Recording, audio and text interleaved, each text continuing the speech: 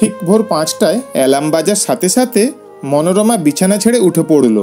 তারপর রোজকার মতো তাড়াতাড়ি মুখ হাত ধুয়ে 2 কাপ লিকার আর 2টো বিস্কুট নিয়ে অমলেন্দুর মাথার কাছে টির টেবিলটায় রেখে অমলেন্দুর গায়ে হাত দিয়ে ডাকতে গিয়ে দেখে এ কি, গা তো একেবারে ঠান্ডা।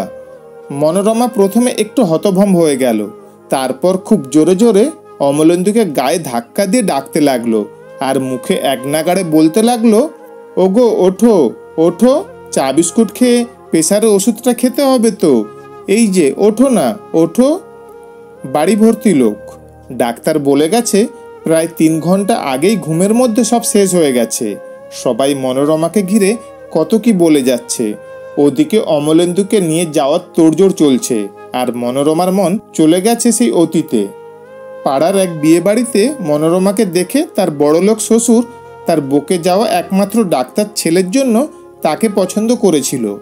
মনোরমাকে অমলেন্দুর একদম পছন্দ হয়নি, কিন্তু তাই বলে মনোরমা যে সুন্দরী ছিল না তা নয়। তবে একেবারেই সাদামাটা স্বভাবের ঘরোয়া মেয়ে মনোরমা। আর অমলেন্দু ছিল খুব বড় ডাক্তার, আর তার নাকি এক ডাক্তার বান্ধবীও ছিল, সে তাকেই বিয়ে করতে চেয়েছিল। এসব কথা মনোরমা অমলেন্দুর মুখেই শুনেছিল। অতি আধুনিক সেই মেয়েকে অমলেন্দুর বাবা পুত্রবধূ করতে চাননি, আর অমলেন্দুও তার ইন্ডাস্ট্রিয়ালিস্ট বাবার বিশাল সম্পত্তি হাতছাড়া করতে চায়নি, তাই বিয়েতে মত দিয়েছিল। বিয়ের পর অমলেন্দু ওই মেয়েটির সাথে বেশ কয়েক বছর সম্পর্ক রেখেছিল। বরাবরই খুব শান্ত স্বভাবের মনোরমা কোনোদিনই কিছু বলেনি, উল্টে অমলেন্দু যা পছন্দ করত তাই চুপচাপ করে গেছে। কিভাবে সংসারে সুখ শান্তি বজায় থাকবে তারই চেষ্টা করত। এই শান্ত স্বভাবই অমলেন্দুকে মনোরমার দিকে আকৃষ্ট করেছিল, আর অমলেন্দু ঘরমুখো হয়েছিল। সেসব অনেককাল আগের কথা। তারপর 2 পুত্রের জন্ম, শ্বশুর শাশুড়ি গত হলেন, আর মনোরমা অমলেন্দুর সংসারে অর্থের সাথে সুখের ভাব হয়ে গেছিল। মনোরমা কিন্তু কোনোদিনই অমলেন্দু বা ছেলেদের সাথে উঁচু গলায় কথা বলেনি, কোনো ব্যাপারে কোনোদিনই কোনো মতামত দেয়নি। তাকে জিজ্ঞাসা করলে সেই এক কথা, তোমাদের মতেই আমার মত। তাই 2 ছেলেই নিজেদের পছন্দে বিয়ে করেছিল। মনোরমার ধারণা ছিল ছেলেরা তাদের বাবাকে যেমন ভয় করে তেমনই সম্মান করে, আর মা তাকে তো তারা অসম্ভব ভালোবাসে। কিন্তু এই 2 বছরে মনোরমার ধারণা একেবারে পাল্টে গেছে। আজ থেকে ঠিক 2 বছর আগে অমলেন্দু সকালে চেম্বারে বেড়ানোর সময় হঠাৎ মাথা ঘুরে পড়ে অজ্ঞান হয়ে যায়। সাথে সাথে নার্সিংহোমে নিয়ে যাওয়া হলে জানা যায় সেরিব্রাল অ্যাটাক হয়েছে। তারপর জমে মানুষে টানাটানি চলে 3 মাস। অবশেষে মনোরমার সেবা আর ডাক্তারের সাহায্যে অমলেন্দুকে বাড়ি ফিরিয়ে আনে মনোরমা। কিন্তু অমলেন্দু আর আগের জীবনে ফিরতে পারে না। এক প্রকার বিছানায় আর ইজি চেয়ারে তার দিনরাত্রি কাটে, সাথে একগাদা ওষুধ আর মনোরমার সেবা। অমলেন্দু অনেকবার মনোরমাকে বলেছে, মনো একটা নার্স রেখে দাও, আমাদের তো আর পয়সার অভাব নেই, তোমার এত কষ্ট আমি সহ্য করতে পারছি না। কিন্তু মনোরমার ওই একই উত্তর, আমার কোনো কষ্ট হয় না, আমার ভালো লাগে তোমার সেবা করতে। এই 2 বছরে মনোরমা একটা কথা বেশ ভালোই বুঝেছিল, যে তার এই চুপ করে থাকা আর সব রকম স্বাধীনতা দেওয়ার জন্য তার ছেলেরা মোটেই মানুষ হয়নি। ছেলে মেয়েদের মানুষ করতে গেলে হয়তো একটু শাসনের প্রয়োজন হয়, যা সে কোনোদিনই করেনি। যেহেতু বাবাকে তারা অত্যন্ত ভয় পেত, আর বাবার অর্থের প্রয়োজন ছিল তাদের, তাই তারা বাধ্যতার মুখোশ পরে থাকত। বাবা অসুস্থ হওয়ার সাথে সাথেই ছেলে বৌমারা একটু একটু করে নিজেদের রূপ প্রকাশ করছিল। বরাবরে শান্ত মনোরমাও মাঝে মাঝে ধৈর্যচ্যুতি ঘটছিল। ওরা যখন বুঝতে পারল বাবার আর আগের মতো ক্ষমতা নেই, তখন থেকেই একটু একটু করে লুকোনো অভ্যাসগুলো বের করছিল।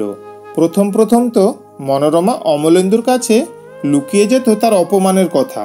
তারপর অমলেন্দুর চোখের সামনেই ছেলে বৌমারা মনোরমার সাথে খারাপ ব্যবহার করত, এমন ভাব করত যেন মনোরমা তাদের মাইনে করা কাজের লোক। একটু অসুবিধা হলেই যা তা কথা বলতো। তারপর প্রায় মদ খেয়ে টলতে টলতে বাড়ি ফিরত তারা। এর উপর ছিল কারণে অকারণে বাড়িতে পার্টি করা। যেহেতু অসুস্থ অমলেন্দুর টাকা পয়সা সব মনোরমার হাতে চলে গেছিল, তাই মনোরমার উপর সবসময় চাপ দিত ছেলেরা অর্থের জন্য। প্রথম দিকে অমলেন্দুর আড়ালে হতো, পরে তো অমলেন্দুর সামনেই ঘটত। অমলেন্দু মনোরমাকে বলতো, কেন তুমি সহ্য করো, ওদেরকে ঘাড় ধাক্কা দিয়ে বের করে দাও। কিন্তু বড় শান্ত মনোরমা গলা তুলে কথা বলতেই জানতো না। আজ হঠাৎই অমলেন্দু চলে গেল। মনোরমা জানে অমলেন্দু দিনের পর দিন ছেলে বৌমাদের এই অধঃপতন সহ্য করতে পারেনি। বড় কষ্ট হতো। মাঝে মধ্যে তো মনোরমাকে অমলেন্দু বলতো, সারা জীবন এত পরিশ্রম করে অর্থ রোজগার করলাম কি এই দেখার জন্য? আবার এও বলতো, আমি তোমার উপর প্রথম জীবনে যে অন্যায় করেছি, পাপ করেছি, এ হয়তো তারই ফল। মনোরমার সামনে দিয়ে ওরা অমলেন্দুকে নিয়ে চলে গেল। ছেলে বৌমারা কত কাঁদলো, কিন্তু সারা জীবন যে মানুষটাকে মনোরমা মন প্রাণ দিয়ে ভালোবেসে গেছে, তার জন্য এক ফোঁটাও চোখের জল পড়ল না। উল্টে একটা ভয় এসে ঘিরে ধরল তাকে। সারা জীবন সে অমলেন্দুর ছায়া ছিল। এমনকি অসুস্থ হওয়ার পরও সে জানতো অমলেন্দু বেঁচে তো আছে, কিন্তু আজ তো একা। আজ তো তাকে একা করে দিয়ে স্বার্থপর লোকটা চলে গেল। কেন যাওয়ার সময় কি তাকে সাথে করে নিয়ে যেতে পারল না? এখন কি হবে? সবাই চলে গেলে মনোরমা আস্তে আস্তে ঘরে গেল। আর তখনই মনে পড়ল অমলেন্দু অনেকবার বলেছিল, মনো, আমি যেদিন চলে যাব সেই দিনই তুমি আলমারির লকারে একটা চিঠি রাখা আছে, ওটা দেখো। অমলেন্দু জানতো বাধ্য মনোরমা কখনোই সে বেঁচে থাকতে ওই চিঠি দেখবে না। মনোরমা আলমারির কাছে গিয়ে লকার থেকে চিঠির খামটা নিয়ে খাটে এসে বসলো।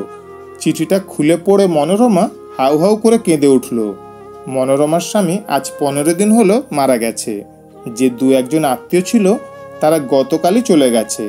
আর আজ বিকেলবেলা বৈঠকখানা ঘরে দুই ছেলে, তাদের শ্বশুর বাড়ির লোক আর বৌমারা মিলে মনোরমাকে ডেকেছে কিসব আলোচনা করার জন্য। যথাসময়ে মনোরমা গিয়ে বসলো। তারপর আলোচনার সভায় বাবার সম্পত্তি কিভাবে ভাগাভাগি করা হবে প্রথমে সেই আলোচনা হলো। তারপর দুই ছেলের মধ্যে গোল বাঁধলো মায়ের দায়িত্ব নিয়ে। কে নেবে মায়ের দায়িত্ব? অনেক বাকবিতণ্ডার হলো, অনেক আলাপ আলোচনা হলো। তারপর ঠিক হলো মাকে তারা বৃদ্ধাশ্রমে রেখে আসবে, আর এই বিশাল বাড়ির কিছুটা অংশ বিক্রি করে বৃদ্ধাশ্রমের খরচ চালানো হবে। সেই ছোটবেলা থেকেই বড় শান্ত আর বাধ্য মেয়ে মনোরমা কোনো দিনই কোনো প্রতিবাদ করেনি। সে জানতো মেনে নেওয়া আর মানিয়ে নেওয়া এই দুটোই জীবনে সুখী থাকার মূল মন্ত্র।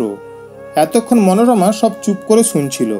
সমস্যার সুন্দর সমাধান দেখে একটু মুচকি হেসে মনোরমা বলল, তোমার বাবা তার সব সম্পত্তির সাথে এই বাড়িটাও আমার নামে করে দিয়ে গেছে, কারণ তিনি বুঝতে পেরেছিলেন যে আমি তোমাদের মানুষ করতে পারিনি।